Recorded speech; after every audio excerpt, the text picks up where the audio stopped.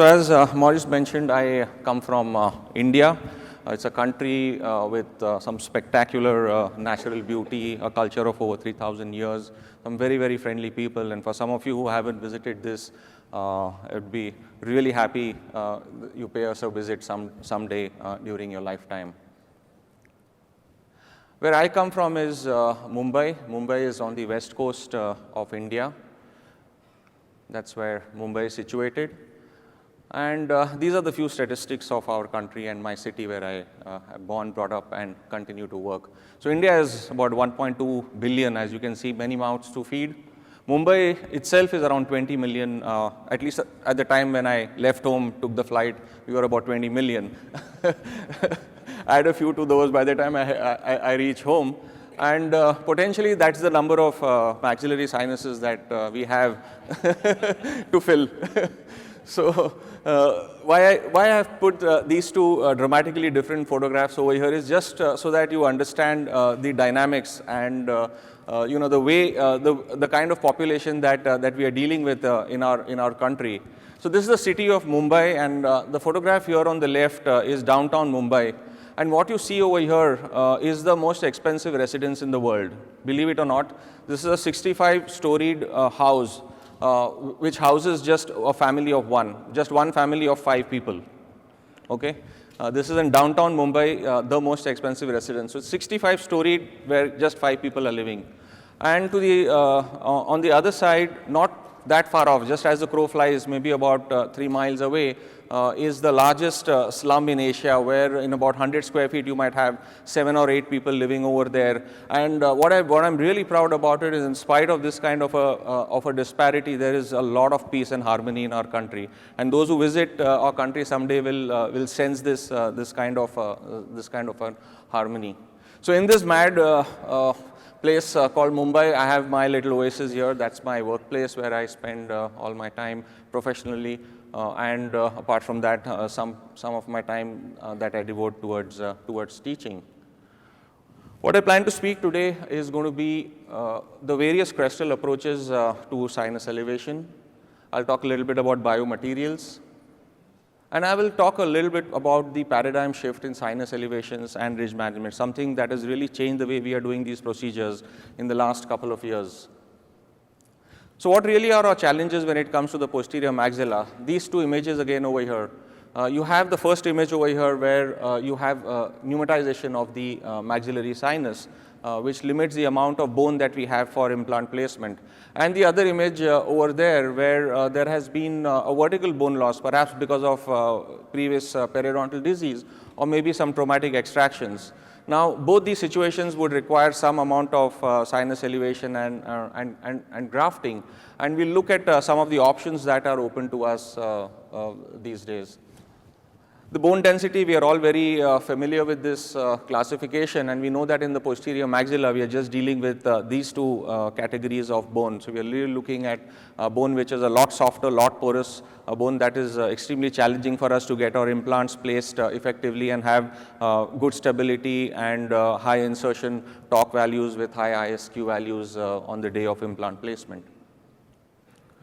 Let's jump on to the sinus floor elevation procedures, and traditionally this is how we have been categorizing our cases, or rather choosing our treatment options, all based on the amount of residual alveolar bone that exists. And most of us would agree that somewhere between 1 to 5 millimeters of available bone would be cases which would typically qualify for a direct sinus lift or a lateral window approach. Between 4 to 7 is again a zone where most of us would prefer to move on from a lateral approach to a more minimally invasive approach, which is the crestal sinus lift. And these days, with more and more data coming in favor of short implants, I think these numbers, when you're looking at 7, 8, and 9 millimeters of available bone below the maxillary sinus, we're perhaps not even looking at doing any kind of of an intervention or grafting into the sinus, and we are quite happy placing just short implants there. So let's start off with this graph, and let's talk a little bit now about the grafting materials. Now, a lot of clinicians across the world have tried out various grafting materials, and what is really heartening is most would agree over here that the sinus is one of the most forgiving area when it comes to choosing a grafting materials. So most of the grafting materials that have been tried over the years, any kind of bone substitutes, be it allografts, alloplasts, or xenografts, have all worked very well, either standalone or in combination with some autogenous bone. And what is also interesting to note is that pure autogenous bone inside the maxillary sinus has some of the poorest track record of implant survival. So if you look at this, some of these studies over here, it's pretty obvious that using a composite material, something mixed with autogenous, or even something standalone, any bone substitute material, could be an allograft, alloplast, or a xenograft, work extremely well in the sinus. As the years have rolled by, we've seen various other approaches. PRF again has been used, some of these blood derivatives effectively in the sinus without addition of any other bone graft material. And there is evidence increasing in favor of trying this kind of an approach. The only difficulty is the technical difficulty, especially if you are using a crestal approach and trying to insert PRF through a very small tiny opening. Technically becomes a very difficult procedure to accomplish. There is also room for just placing an implant without a graft, just tenting the sinus lining, just placing the implant over there in the available bone, and in the end eventually landing up in a situation where you will land up having bone around the apical part of this implant. Again, there is evidence in favor of this technique. My only reservation here is that it's very difficult for us to radiographically evaluate the success of a treatment like this. We only know whether this treatment is successful maybe about 9 months or 10 months down the line, when you start seeing some amount of bone formation over there. But on the day you place the implant, and maybe a few months after that, you are just looking at an implant on a radiograph which just seems to be sticking into the sinus with no bone surrounding. But yes, for those of you who do not believe in using graft materials, just tenting the membrane and placing an implant there also has some evidence in literature. Like I said, the 1 to 5 millimeter spectrum of cases with available bone, we've been doing lateral window sinus elevations or the direct sinus lifts. The only issue with these have worked extremely well for the last 3 to 4 decades, but the only issue with this has been the increased morbidity, and because of that, when it comes to treating patients, we do find that a lot of patients find a procedure like this a little intimidating, and due to which we do land up doing perhaps less numbers of sinus elevations when it comes to doing a more invasive procedure. So let's look at something which is less invasive now. Let's look at some more minimally invasive options. And then you're looking at the crestal approach, also known as the indirect sinus lift, or the Summers technique, or the osteotome-mediated sinus floor elevation. The two problems that we face when it comes to doing the crestal approach, because it's a blind approach, you don't have direct access to the sinus or the Schneiderian membrane. What we have experienced in the past, and what is again backed by literature, is the number of membrane perforations. So some studies have put it as high as nearly 40% of membrane perforations with the crestal approach. And the other technical difficulty as clinicians for us has always been to place large amount of graft materials through a small opening over there in order to achieve a substantial amount of lift. So traditionally we've been using particulate materials and pushing small amounts of those materials with osteotomes or other tools, and we've realized that there is a limit to which we can actually achieve a vertical increase in height. So maybe about 2 to 3 millimeters or maybe 4 millimeters at the most is what we are looking in terms of gain in height using the crestal approach. So if we were to have a wish list over here for all of us, as far as the crestal approach is concerned, as clinicians, I would like a crestal procedure with minimal amount of perforations and ease of placing grafts. So as a clinician, these are the two features that I would really like when I'm doing a crestal approach. When it comes to the patients, all patients would love reduced surgical trauma, minimum complications, extremely fast recovery.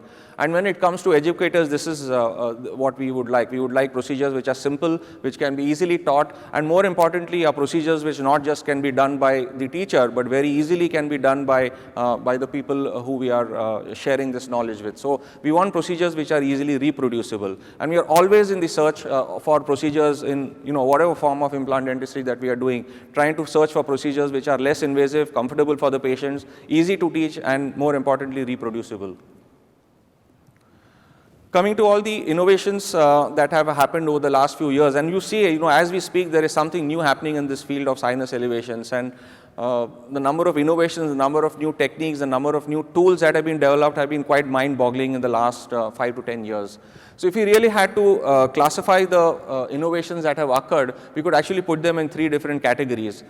So you have some tools that have been innovated for breaching the sinus floor atraumatically without tearing the Schneiderian membrane.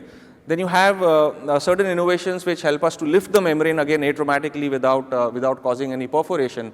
And the third is some method in which you can easily introduce the graft. So if we were to really categorize it, it would all pretty much fall into these 3 categories for ease of surgery.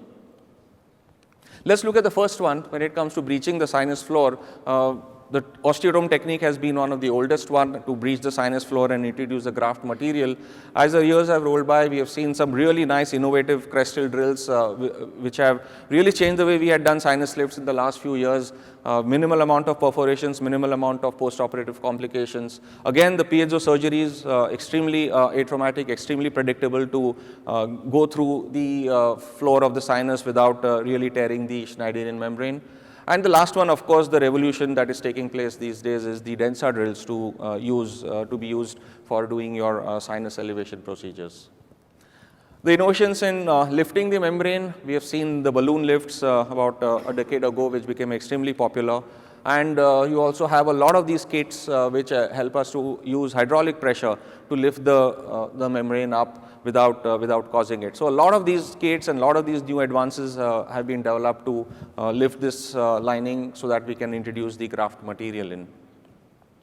An interesting article here talks about the mechanical properties of Schneiderian membrane. It also gives us a little description of how tenacious the Schneiderian membrane can be and at what threshold it can rupture. So this also gives us good information about how the sinus morphology, how the shape of the sinus will help us in identify which cases are more suitable for a crestal approach and which might be better off for a lateral approach. So again, an interesting article to refer to. The third and the most important one is introducing the membrane, introducing the graft. So at times we have managed to breach, we have managed to elevate, but the bigger difficulty is to introduce a substantial amount of graft material which can keep the membrane up over there and maintain the space. And in that we've been pretty much using these traditional methods, these bone carriers, amalgam carrier like instruments, and using particulate bones in small increments and trying to push it up. But what has again really changed the way we have been practicing in the last few years is this innovation in a delivery system for delivering the graft material. I don't know how many of you are exposed to this, but this is a product called Novabone. This is an alloplast material. It is biphasic composite graft, and it is available in a delivery system which looks like this. So you have this little disposable cartridges with the graft material inside, which is in a putty consistency, and you have a delivery system which is like our composite syringes, and very convenient to inject material into the surgical sites. So I'm going to talk a little bit more about this particular material. We've been using this for the last 6 to 7 years in our country, and we started off using it more for our lateral window elevations, lifts. We conducted a few biopsies, studies out of that, and to test whether the material really is turning around. And something that we presented at one of the ITI meetings, a case series of 4 such cases where we were able to take some biopsies of this to see what kind of bone remodeling takes place. And while we were at it, we also stumbled upon something very interesting, is that the cannula of the delivery system coincides exactly with the 3 millimeter osteotome. So this must be about 6 years ago when we started using this material. We realized that we can make use of this, this combination of a 3 millimeter osteotome and using the Novabone cartridge. And we came up with one specific technique of doing this procedure. We called it the minimally invasive transcranial sinus augmentation. So this was the protocol. What we would do is we would start off with our pilot drill and stop about a millimeter short of the floor. The next step was to widen the osteotomy to the final drill, again keeping it about a millimeter short of the floor. So until now we have not really breached the floor. The third step would be to use the 3 millimeter osteotome. So this osteotome is the real key to the success of the treatment. And just a few gentle taps over there would help us to fracture the floor of the sinus. After which we would take the cartridge and introduce it inside the osteotomy. And the nice thing about it is because of the coinciding diameters, the 3 millimeter osteotome would, the 3 millimeter cartridge would fit exactly in the region of the osteotome. And once we injected the material itself helped in elevating the sinus. So here now we were making use of the hydraulic pressure, the viscous nature of the putty itself to lift the sinus up, at the same time deposit the material. So what we achieved in this is not just lifting the sinus atraumatically with minimal perforations, but also depositing the amount of graft material over there, and then ending up the case by just placing an implant. So we got very excited with this when we saw some of our cases where we were able to achieve a substantial amount of lifts using this combination. So I'll just talk you through this one case where we had to do sinus elevations with grafting for 2 sites over there, the 2 molar sites. This is the protocol. We start off, like I said, with the starter drill. We go on and widen it gradually to the final drill, keeping it about a millimeter short. This is the same thing done for the second site. So those are the osteotomies that were made. After that, we pick up the 3 millimeter osteotome and insert it inside and take it all the way down up to the floor of the sinus. A few gentle taps onto the osteotome is enough to just fracture the floor. Once that's done, we take the cartridge, take the cannula all the way up to the floor into this position, and then inject about half cc of material. So each cartridge is about half a cc of graft material. Once we inject that, we go on to the second site and we use the osteotome in the second surgical site. And meanwhile, you can see the amount of elevation that takes place with the hydrostatic pressure there. We repeat the process on the second site. We use another half cc of material over there, and following that we go ahead and place our 2 implants. This is your radiograph immediately post-operatively. That's the kind of lift that you get to see. I know it's a little excessive, you don't really require that kind of lift, but that's the amount of lift that can occur with just 1 cc of material. And what's really nice about it is the circumferential lift that you get. It's not just in one dimension, it just seems to spread very, very nicely all around. So as the implant goes up, you start seeing that the graft material is also nicely getting distributed circumferentially. So cases like this got us really excited. We were able to go ahead and plan cases, do more and more of these type of surgical procedures. We decided to publish this. We published about a case series of 20 cases done using exactly the same technique. We also did a presentation at one of the European Academy of Osseointegration symposiums where we did an oral presentation in the clinical research session. And we had a study designed for that where we were comparing the results of lateral versus the crestal approach using the same graft material. So the objective over here was to try and see if we can take away some cases which were typically indicated for the lateral window approach, and see if we can take those cases and use a crestal and a more minimally invasive approach in doing the sinus elevation procedures. So this was our study design. We had about 40 patients. We took 20 patients in each group. We used the same material in both. We standardized the material. We used the same calcium phosphosilicate putty.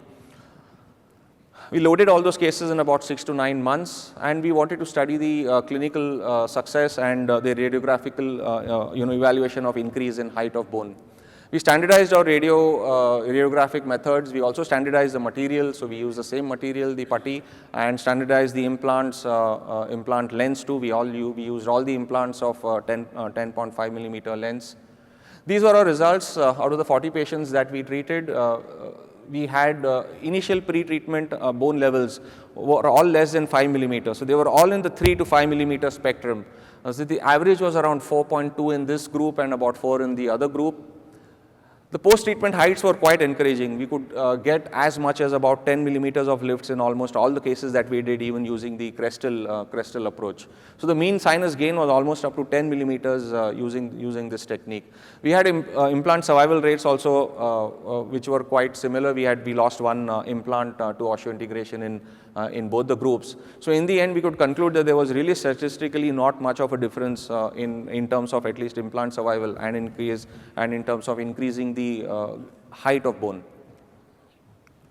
So the advantages here, you're looking at a more minimally invasive approach, you're looking at ease of graft placement, you're looking at less sinus perforations thanks to the putty consistency of the material, less surgical morbidity, and something that patients find it very, very appealing. And of course, for a country like ours, where you see that majority of the population really cannot afford expensive surgical treatment, a lower cost of the treatment also is a huge, huge benefit.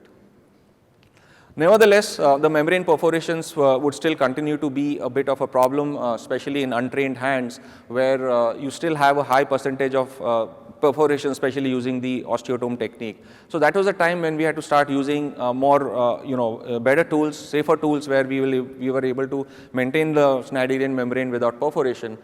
We started doing sinus elevation using some of these crestal drills, which I think were again a great innovation in trying to maintain the integrity of the membrane. So this is again an example. We followed the same technique. Instead of using the osteotome, we moved on to these crestal drills. That's how the site is prepared, and that's how the material is injected. In the end, this is how the case ended up. This is how it looks after the bone remodels. And what I really like over here is that immediately after you see the post-operative radiograph, you see a nice, good radiopaque, dense material over there, which is tenting the sinus membrane. And as you load it, and by the time you see that there's bone remodeling over there, it almost starts looking like the trabecular pattern in the native bone. Then, of course, it was time for a revolution, and in the last couple of years, this is what has completely changed the way we are doing procedures. That's the osteodensification, and thanks to this remarkable gentleman, Salah, who has really, really changed the way we are preparing our implant sites these days. So we decided that we could start doing sinus lift procedures with this, and again following the protocol that somebody like Salah and Dr. Ziv Mazor has so well explained to us. We are able to take even cases like this with a massive amount of resorption. We are looking at cases which have a starting point of around 3 millimeters of bone to start with, and instead of the more invasive lateral approach, we are looking at doing these cases following the classical Densa protocol, where the drills are used in a reverse direction at a specific speed. We are able to take these cases, prepare the sites, breach the sinus floor, using sequentially widening drills, at the same time making sure that because of the atraumatic nature of the drill end, we are not perforating or damaging the Schneiderian membrane.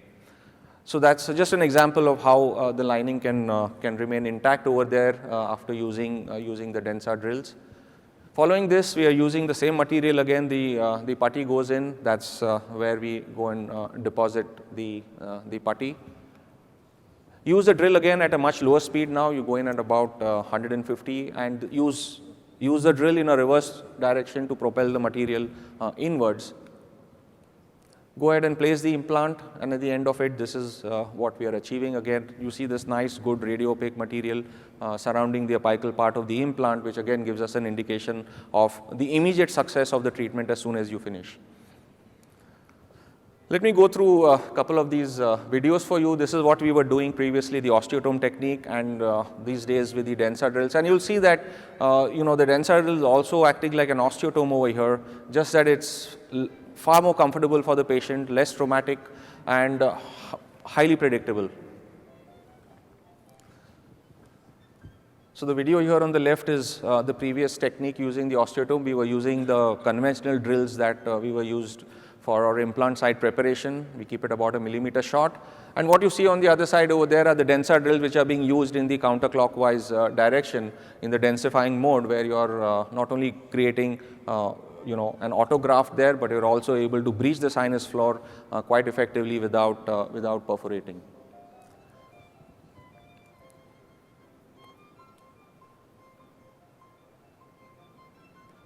So again, as you see, there is a sequential increase in the diameter of the osteotomy. And of course, take some radiographs over there to verify that you are right there.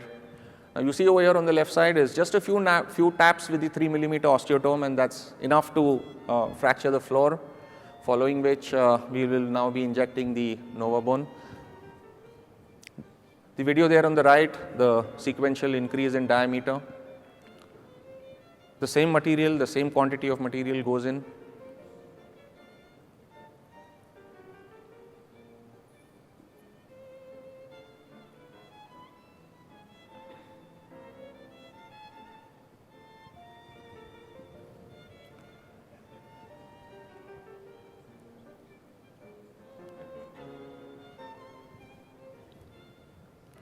So that's the bone graft material that's getting injected, which is creating the lift. And what you see on the other side, again, the denser drills being used.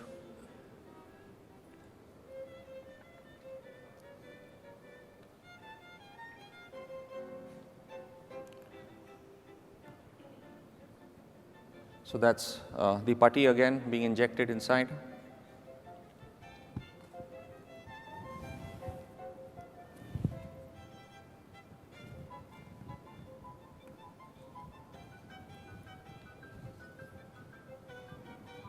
The last step is to place the implant, and the implant will again drive the graft material further apically, increasing the amount of lift that you will achieve. And these are the immediate post-operative radiographs of both the techniques. So whether it's the osteotome, which is the older technique, or the densa that we are doing now, which is the newer technique, pretty much comparable results there. What we've also started doing is using denser drills again for ridge expansion. So you're looking at not just using it for sinus elevation procedures, but also looking at cases like this where we have deficient ridge in the horizontal dimension. And if you were to really break down these into three and see that we have about 4 to 5 millimeters, 3 to 4, and 2 to 3, and then choose a surgical approach based on the amount of available bone over here, you're looking at about 4 to 5 millimeters, which we could easily manage previously with an implant placement and a guided bone regeneration. The second category where we would typically be doing a ridge split procedure and place an implant over there in the center with a good amount of bone on either side. And the third option where you have barely enough bone for implant placement, we are looking at staged approach of placing a block graft or maybe the titanium meshes and building up the entire alveolus for implant placement. But what we are doing now, especially in the category which is between 3 millimeters to about 5 millimeters of bone, is instead of removing the bone, we are just moving it using these drills again in the counterclockwise motion. So what we are again achieving is a significant amount of expansion of the ridge apart from densifying the bone and getting much higher ISQ values at the time of implant placement. Let me show you this last case of my presentation where we actually push the envelope, where we are looking at a situation where we have a deficient amount of bone in the height as well as buccolingually. So you look at this situation where there is a minimal amount of bone over there. We open up the site and we start off the same protocol. We start off with the 2 millimeter drill right up to the floor of the sinus, and then we use a 3 millimeter drill in the counterclockwise motion to breach the sinus floor. Following that, again, we use the nova bone, the cartridge goes all the way in, we inject the material. After that, the implant has been placed, following which, because that's the kind of ISQ values that we get even in deficient bone situations like this. We usually land up doing a veneer graft over this, using a graft material of your choice, a membrane, and close it up. That's how a case like this can be ended up. Again, immediate post-operative view with a classical radio-opaque opacity around the apical end of the implant, and then the remodeling that takes place about 6 months down the line after we load the crown.